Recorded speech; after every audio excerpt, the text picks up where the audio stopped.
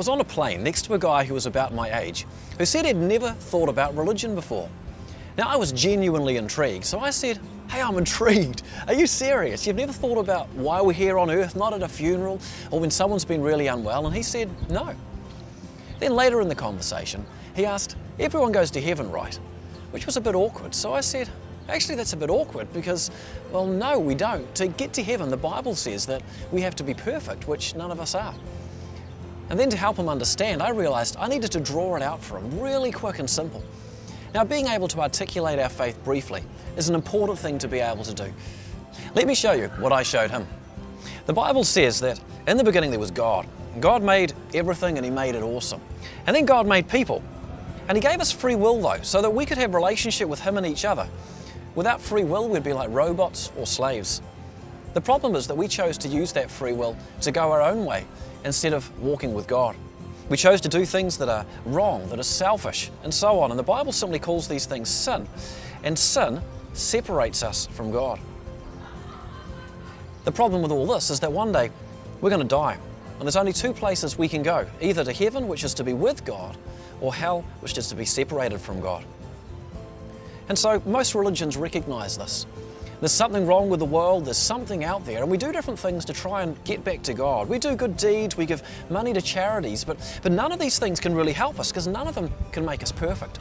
And this is where Christianity brings something really amazing to the table. You see, Christianity tells us, to quote a Bible verse, that God loved us. He loved the world so much that He gave His only Son, Jesus, so that whoever believed in Him would not die, but live forever. You see, God came to earth as a human being, did nothing wrong, but then when He died and came back to life on that cross, that was to take the punishment for our sin. And what it means for us is very simple. As we journey in life, we have a choice to make. We can either choose to go our way, or we can choose to go God's way. Now, having shared this message, if you wanted to turn it back to a conversation, here are 3 simple questions you could ask. First of all, where do you see yourself to be in this picture?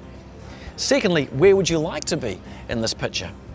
And if they said they were here and would like to be here, then the third question could simply be, can you see any reason why you wouldn't want to choose right now to commit to walk on God's path with your life? Now suppose they said yes, a prayer is as simple as A, B, C. A, we admit that we've done wrong and we ask for God's forgiveness. B, because we believe in what Jesus did at the cross for us. And then C, we commit to follow His path for the rest of our lives. However, supposing they said they weren't ready to do this, we could simply ask, well, what might be hindering you?